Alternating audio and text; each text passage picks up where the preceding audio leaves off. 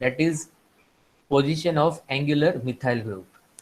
ये भी आपको 4 मार्क में पूछा जा सकता है कि determine the position of angular methyl groups. उसके लिए हमने क्या किया, ऑक्सीडेशन किया एबिएटिक एसिड का बाय KMnO4। तो हमको 2 एसिड्स मिले जिसका हमने नाम दिया 8 और 9, और उन 2 एसिड का डिहाइड्रोजिनेशन किया तो हमको मेटाजाइलिन मिला और 1,2,3 ट्राइमिथाइल बेंजीन मिला। अभी कोई मुझे बता सकता है कि ये मेटाजाइलिन क्या है? What is this metaxylene? Can anyone tell me?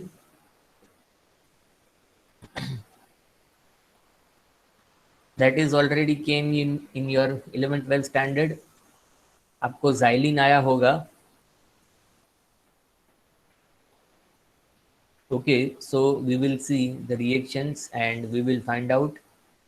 See, this is the partial structure of abiotic acid। ये partial structure है abiotic acid का, ठीक है। उसका हमने KMnO4 के साथ ऑक्सीडेशन किया तो हमको 2 एसिड्स मिले। कैसे उसका ऑक्सीडेशन होता है ये देखिए, ये यहाँ पर मैंने ब्रेकिंग बताया है। Can you see this breaking? Can you see this slide?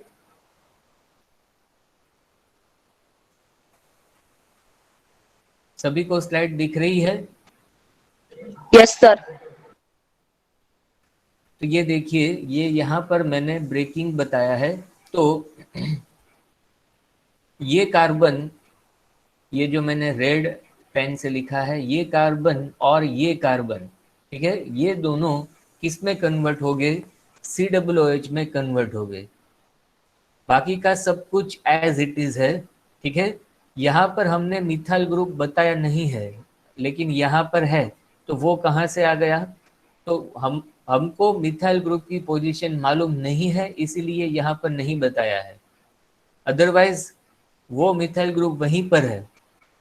आपको ऐसा ना लगे बाद में कि ये मिथाइल ग्रुप कहाँ से आया। ये मिथाइल ग्रुप की बात कर रहा हूँ मैं कि ये मिथाइल ग्रुप कहाँ से आया। तो उसके लिए मैं बता दूं आपको कि ये मिथाइल ग्रुप ऑलरेडी यहाँ पर है, it is already eight here, और हमको ये पोजीशन ही उसकी एस्टेब्लिश करनी है, उसकी बतानी है। लेकिन अभी हमको मालूम नहीं है, इसीलिए यहाँ पर हमने बताया नहीं है। तो ये स्ट्रक्चर में ये मिथाइल ग्रुप है। So this is how a try carboxylic acid is formed. यहाँ पर ये जो 2 कार्बन है वो कार्बन ऑक्सीडेशन की वजह से कार्बोक्सिलिक एसिड में कन्वर्ट हुए हैं, ठीक है। तो एक ये एसिड मिला। दूसरा जो ब्रेकिंग होता है वो ऐसे होता है, ये देखिए, the second breaking is done like this. आपको दिखाई दे रहा है ये जो सेकंड ब्रेकिंग है वो? Can you see this second breaking? तो ये देखिए, ये मैं अलग कलर से बताता हूं ताकि आपको मालूम पड़े।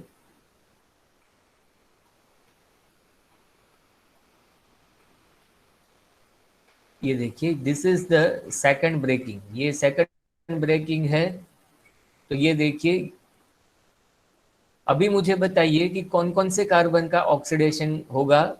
तो ये देखिए, ये कार्बन जो ब्लू से किया और ये कार्बन, ये दोनों कार्बन जो है वो अभी किस में कन्वर्ट हो गए? COOH में। तो ये एसिड जो है वो इस ब्रेकिंग से बना हुआ है। ये ब्रेकिंग जब होता है, ठीक है, दूसरा ब्रेकिंग, तब ये एसिड बनता है। तो ये कार्बन COOH में कन्वर्ट हो गया, दैट इज दिस कार्बन। और ये कार्बन जो है वो भी COOH में कन्वर्ट हो गया।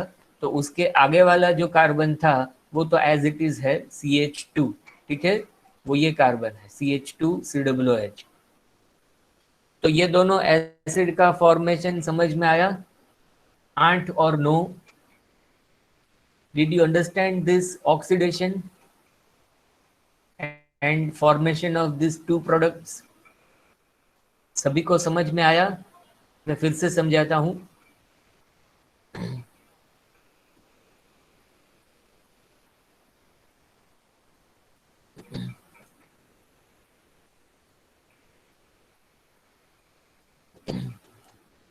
ये देखिए मैं थोड़ा सा बड़ा करके लिख रहा हूँ। This is the ring A, ये रिंग ए है और ये रिंग बी है। This is ring B. यहाँ पर ऑलरेडी मिथाइल ग्रुप है, एंगुलर मिथाइल ग्रुप, लेकिन हमको पोजीशन मालूम नहीं है अभी, इसीलिए हमने बताया नहीं है। दिस इज रिंग सी। ठीक है, अभी आगे लिखने की ज़रूरत नहीं है। इसका ऑक्सीडेशन हुआ, तो ऑक्सीडेशन कैसे हुआ तो ये देखिए, ये यहाँ पर ये एक कार्बन है और ये दूसरा कार्बन है, यहाँ से ब्रेकिंग होता है। This is how, this is the first breaking, ये फर्स्ट ब्रेकिंग है। ठीक है, तो फर्स्ट ब्रेकिंग से ये कार्बन और ये कार्बन, ये दोनों कार्बन जो है वो COOH में कन्वर्ट हो गए। ठीक है, बाकी का भी ये सी रिंग भी totally, it is totally degraded. ठीक है, टोटली उसका ब्रेकिंग हो जाता है। तो ये देखिए, ये ऐसे ब्रेकिंग होता है। तो ये ब्रेकिंग हुआ तो ये कार्बन और ये कार्बन दोनों COOH में कन्वर्ट हुए। तो this is how the first compound is formed. This is number 8 compound. अभी नंबर 9 कैसे फॉर्म होता है तो उसका मैं अलग कलर से बताता हूँ। जो 9 नंबर का कंपाउंड है वो इस ब्रेकिंग से फॉर्म होता है, ऐसे यहाँ पर से ब्रेकिंग होता है। तो उसकी वजह से ये कार्बन और ये कार्बन जो है वो दोनों COOH में कन्वर्ट होते हैं। तो सभी को अभी मालूम पड़ा कि ये 8 और 9 कंपाउंड कैसे बनते हैं, या किसी को अभी कोई क्वेरी है ये ऑक्सीडेशन समझने में? Anyone has any query regarding this formation of 8 and 9 compounds? Okay, तो फिर से हम आगे बढ़ते हैं। तो ये जो 8 कंपाउंड है उसका हमने डिहाइड्रोजिनेशन किया।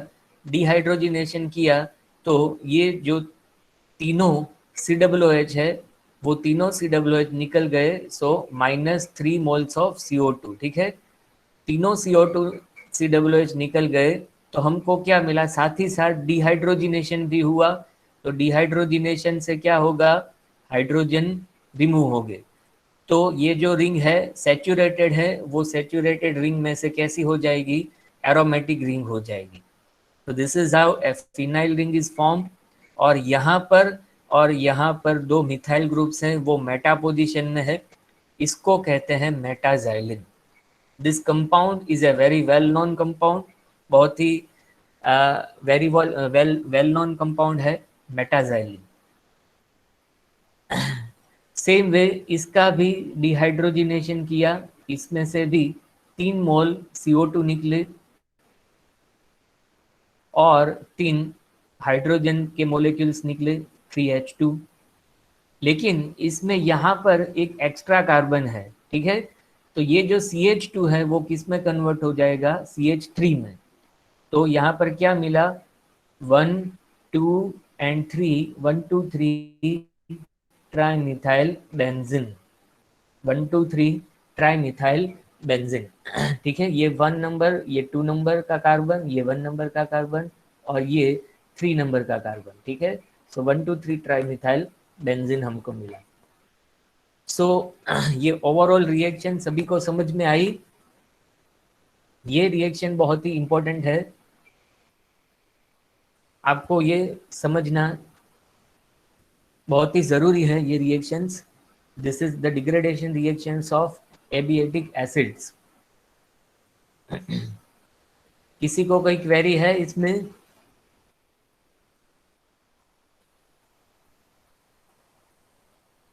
Anyone has any query?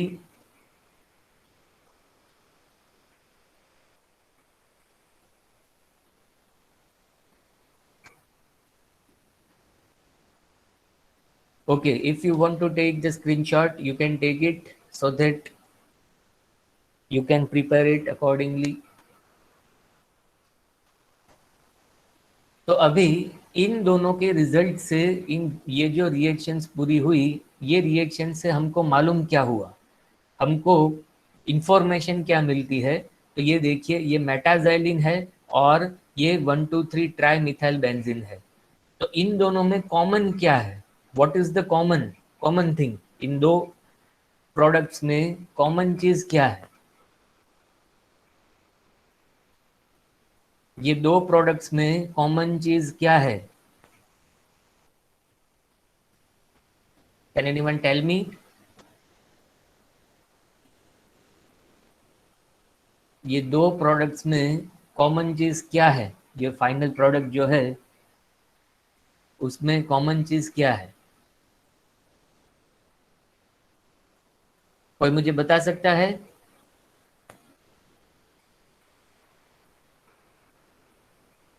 B interactive, आपको इंटरेक्टिव होना चाहिए, आपको पार्टिसिपेट करना चाहिए। जो भी आप समझ रहे हो, नहीं समझ रहे हो तो मुझे बताइए, तो मुझे मालूम पड़े कि आपको क्या समझ में नहीं आ रहा है। This is very important thing आपके पेपर के लिए। ये टर्पिनोइड्स बहुत ही इंपॉर्टेंट यूनिट है। तो मुझे बताइए कि ये दोनों प्रोडक्ट्स में क्या कॉमन चीज है?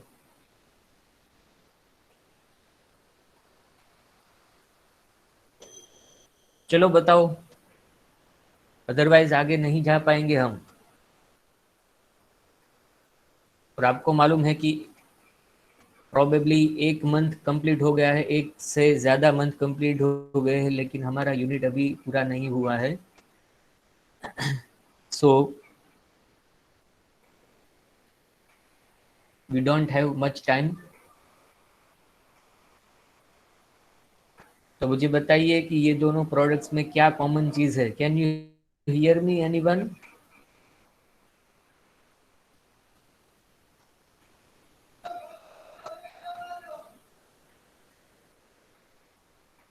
Are you not getting my voice anyone?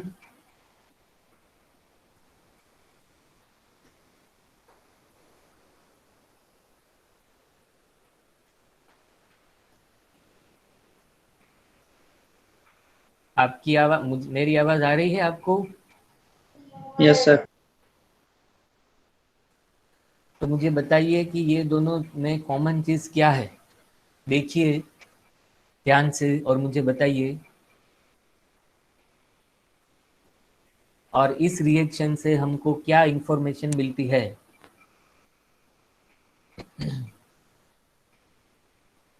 इस रिएक्शन से हमको क्या इंफॉर्मेशन मिलती है?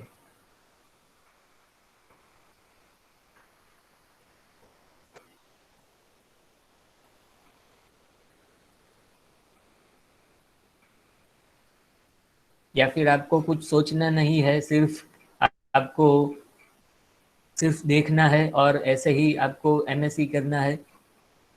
ऐसे ही आपको स्टडी करना है कि कुछ सोचना नहीं है, कुछ आपको एफर्ट नहीं लगाना है? ऐसे एमएससी करके क्या फ़ायदा जब आप सोच नहीं सकते, जब आप आंसर नहीं दे सकते? This is not the way to do MSc और एनी स्टडी। अगर आपको ज़िंदगी में कुछ, लाइफ में कुछ करना है तो you have to be interactive.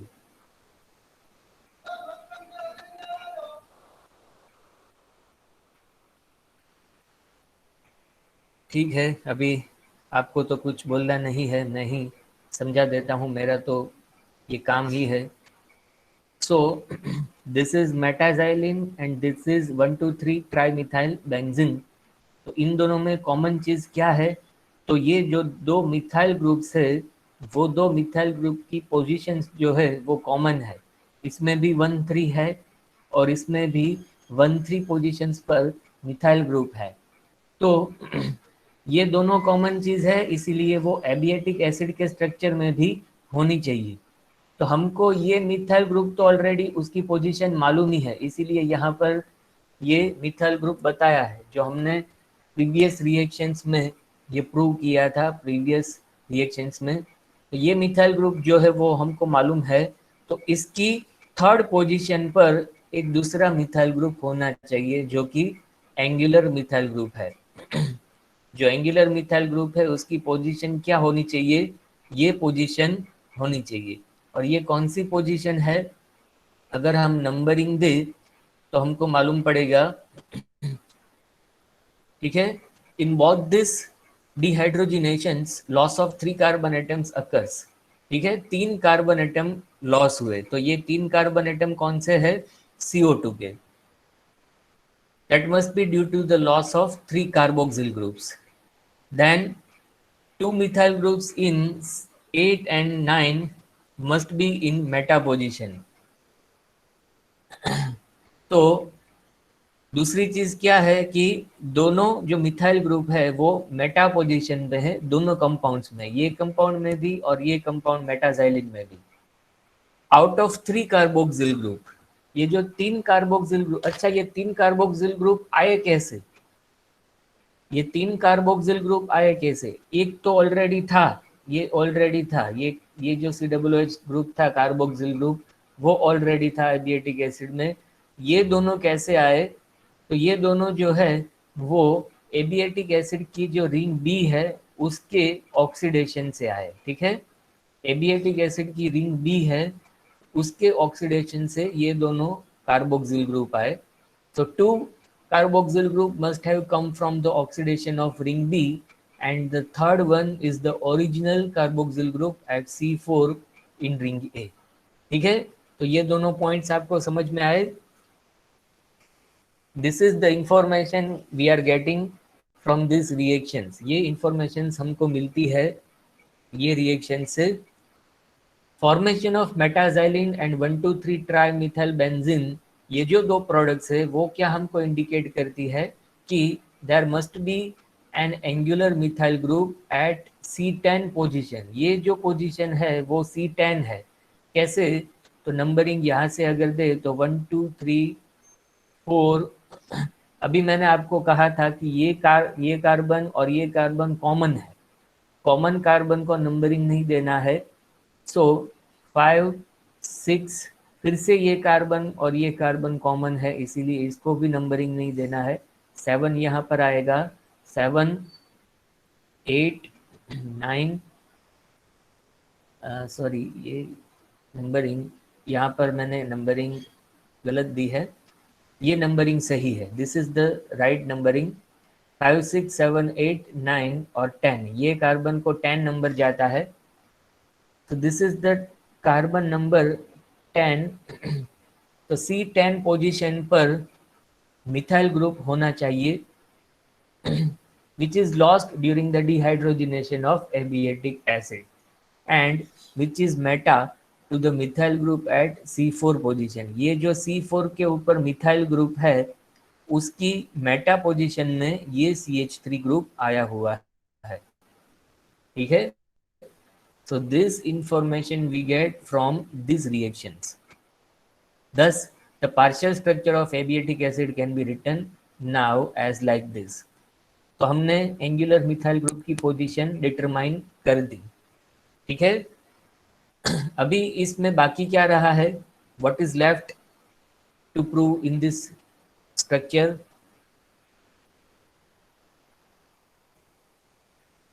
अभी बाकी क्या रहा है एबिएटिक एसिड के स्ट्रक्चर में,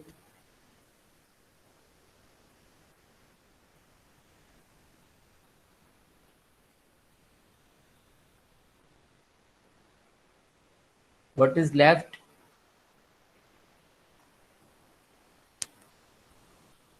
Okay, now it is clear my voice।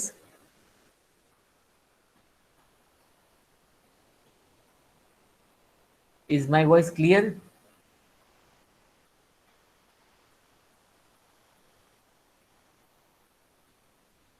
Okay। Yes, sir.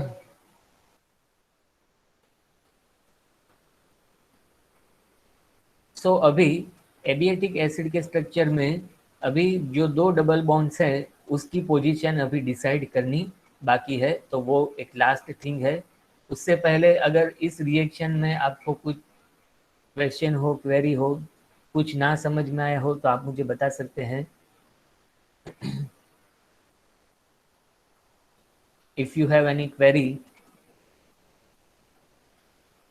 या फिर आपके रिस्पॉन्स से ऐसा ही लगता है कि पूरा ये जो एमएससी का सिलेबस है वो ही एक आपके लिए क्वेरी है?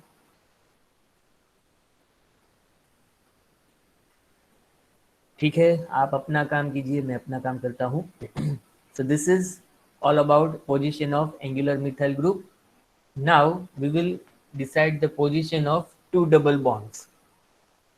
जो लास्ट थिंग है इस एबियाटिक एसिड के स्ट्रक्चर में। तो लास्ट के जो 8 और 9 कंपाउंड्स थे, ये दोनों कंपाउंड्स 8 और 9 कंपाउंड्स, इसमें सिर्फ रिंग ए बाकी रहती है। रिंग बी और सी उसका डिग्रेडेशन हो जाता है, रिंग बी और सी। ऐसा क्यों होता है, कोई मुझे बता सकता है क्यों ए रिंग का ऑक्सीडेशन नहीं हुआ और बी और सी रिंग का ही ऑक्सीडेशन हुआ? Can anyone gas? क्यों रिंग बी और सी का ही ऑक्सीडेशन होता है, ए रिंग का ऑक्सीडेशन क्यों नहीं हुआ? Why it is as it is? क्योंकि रिंग बी और सी में डबल बॉन्ड्स आए हुए हैं, और जिस रिंग में डबल बॉन्ड होते हैं उस रिंग का ऑक्सीडेशन होता है। जिस रिंग में जहाँ पर डबल बॉन्ड होता है वहाँ पर ऑक्सीडेशन होता है। सो यहाँ पर लिखा है कि 8 और 9 कंपाउंड्स में रिंग ए है, उसमें डबल बॉन्ड नहीं है। Ring A doesn't contain any double bonds, otherwise it could not be remain intact. Intact मतलब एज इट इज, ठीक है, उसको कुछ हुआ नहीं है, उसका ऑक्सीडेशन नहीं हुआ है, क्योंकि रिंग ए में डबल बॉन्ड नहीं आए हुए हैं। So double bonds must be in ring B और सी। बी और सी में रिंग में डबल बॉन्ड्स आए हुए होंगे। The UV spectrum exhibits a maxima at 238, मतलब लैम्बडा मैक्स है उसकी 238 और एप्सिलॉन है वो 16,000 है, ठीक है। This value indicates that both double bonds are conjugated. ये जो वैल्यू है वो कॉन्जुगेटेड डबल बॉन्ड्स की है। And this lambda max also indicative of heteroannular diene system. ये होमोएन्युलर सिस्टम की लैम्बडा मैक्स नहीं है, ठीक है। होमोएन्युलर की लैम्बडा मैक्स 255 है, लेकिन हेटेरोएन्युलर की अराउंड 240 है। तो ये जो लैम्बडा मैक्स है वो क्या सजेस्ट करती है? हेटेरोएन्युलर। हेटेरोएन्युलर मतलब ये जो डबल बॉन्ड्स है दो, वो एक रिंग में नहीं है, वो अलग अलग रिंग में है, दो रिंग में है। तो it is a heteroannular dyne system, not homoannular dyne system, that we can say from this lambda max. तो आपको मालूम ही है कि डबल बॉन्ड्स यहाँ पर है और उसकी पोजीशंस ये है। तो अभी हमको इसकी पोजीशंस डिसाइड करनी है। तो उसके लिए ये जो एबियाटिक एसिड का फिर से ऑक्सीडेशन किया, abietic acid on oxidation with KMnO4 gave isobutyric acid. अभी ये चीज बहुत ही इंपॉर्टेंट है कि आइसोब्यूटेरिक एसिड मिला as one of the product. दूसरी भी प्रोडक्ट्स मिलेगी, लेकिन मेन प्रोडक्ट क्या मिली? आइसोब्यूटेरिक एसिड। वो जिसके ऊपर हमें सोचना है कि आइसोब्यूटेरिक एसिड क्यों मिला। तो कोई मुझे बता सकता है what should be the structure of isobutyric acid? Can anyone tell me what is the structure of isobutyric acid? ये तो बहुत ही कॉमन और सिंपल क्वेश्चन है, that is came in 11-12 science. Isobutyric acid का स्ट्रक्चर क्या हो सकता है?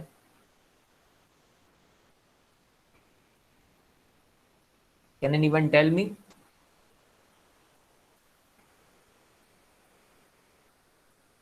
The structure of isobutyric acid.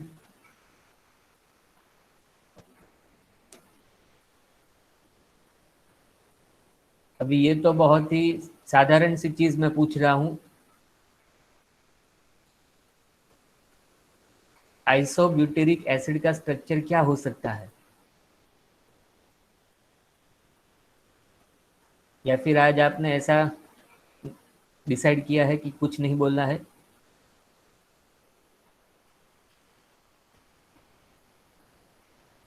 Can anyone tell me? Structure of isobutyric acid.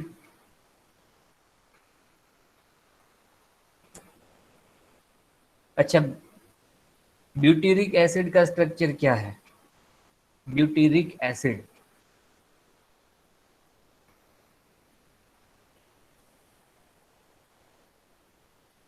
Butyric acid का स्ट्रक्चर क्या है, अथवा butanoic acid?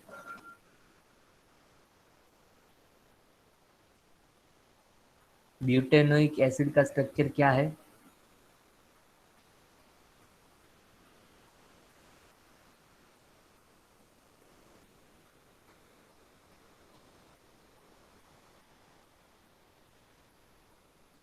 What is the structure of butanoic acid? ये तो मोलिकुलर फॉर्मूला हुई Poonam. Structure I am asking.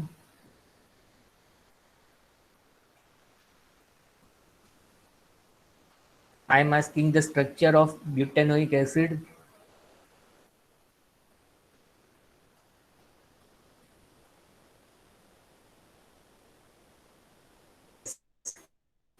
Right, Paras. CH3, CH2, CH2, COOH. Oh, that is yes, Vidhi, you are.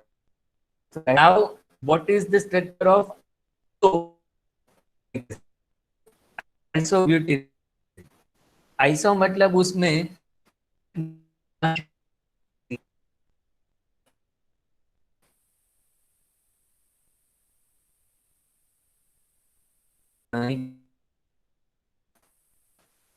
तो ये linear structure है butanoic acid का. आइसोब्यूटेरिक acid में क्या होता है, एक ब्रांच होती है. तो उसका स्ट्रक्चर कैसे होगा ये देखिए. CH3, CH,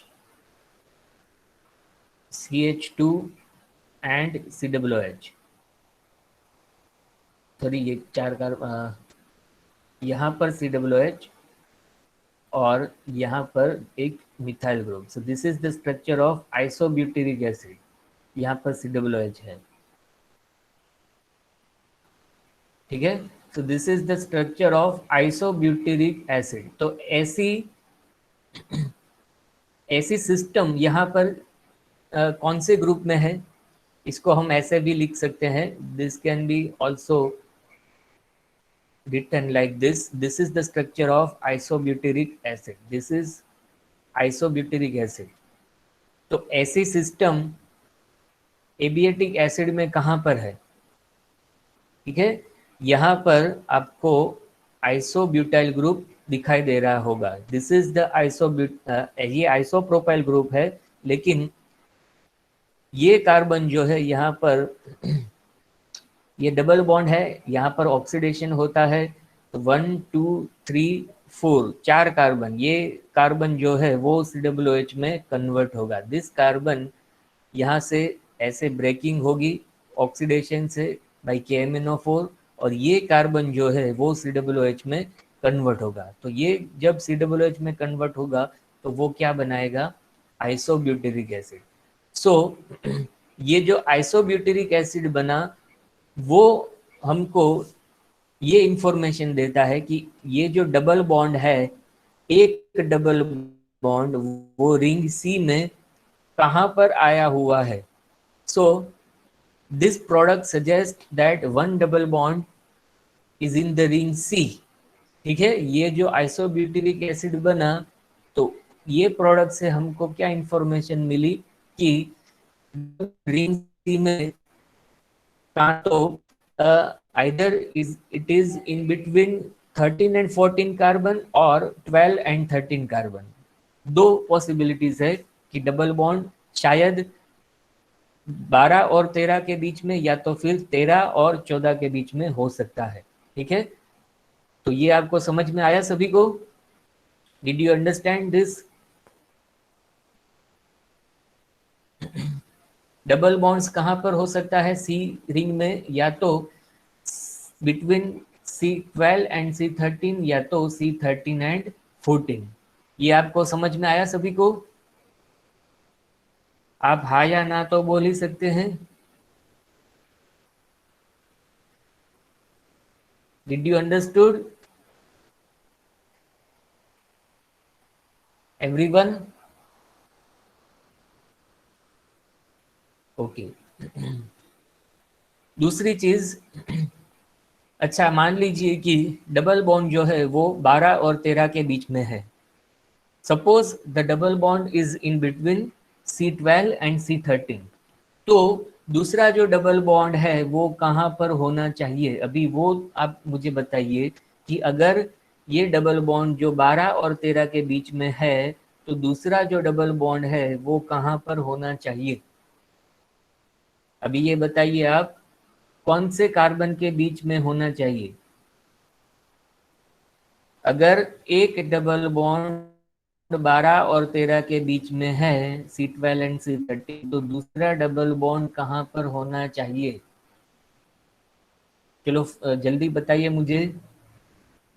अगर आपको आता है तो अपना माइक ओपन कीजिए और मुझे बताइए। अगर एक डबल बॉन्ड 12 और 13 के बीच में है तो दूसरा डबल बॉन्ड कहाँ पर होना चाहिए? चलो जल्दी बताओ, जो कि कॉन्जुगेशन में होना चाहिए।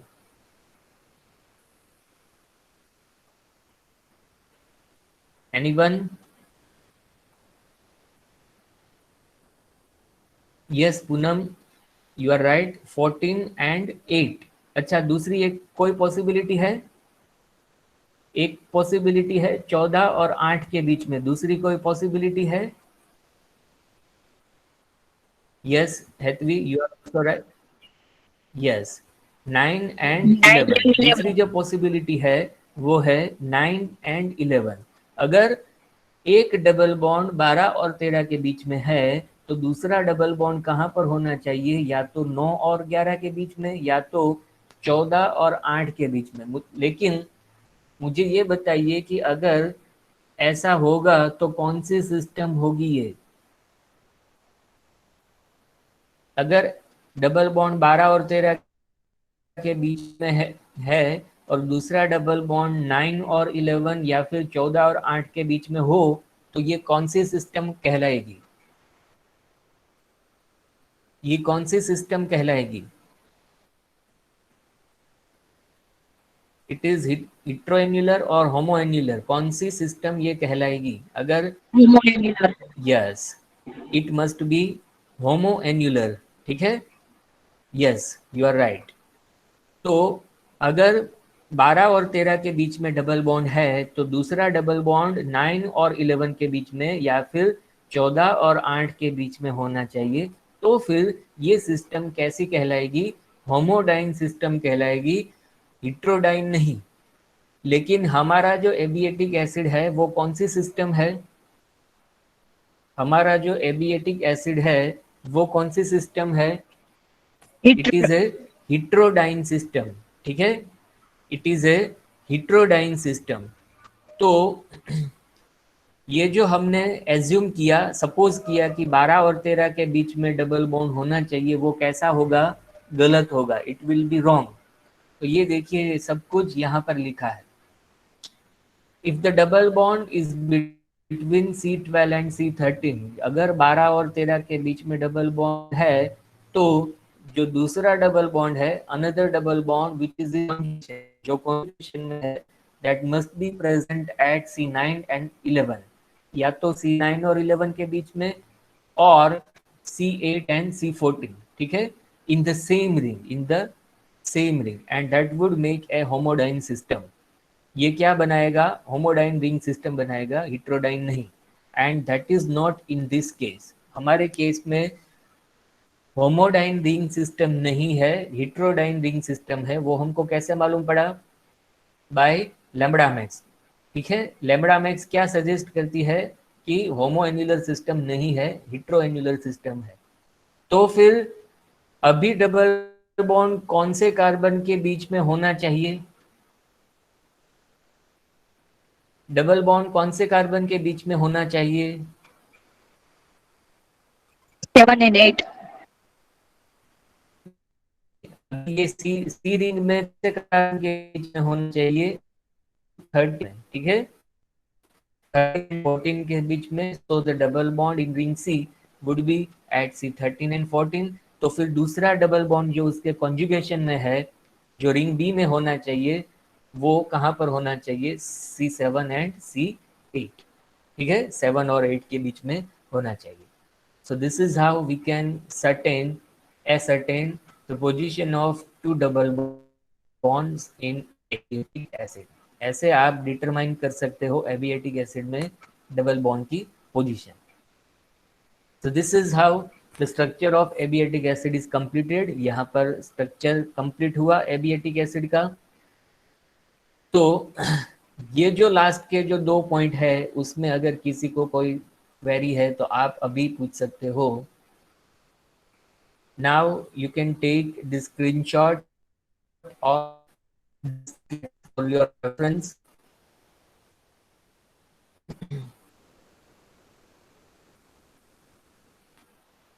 तो इसका आप स्क्रीनशॉट ले लीजिए.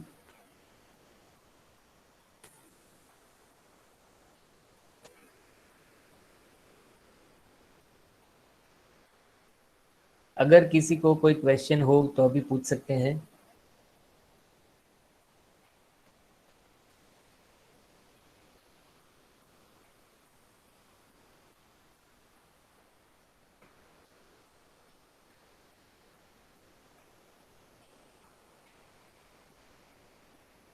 Otherwise, it is completed today. So you can share your numbers.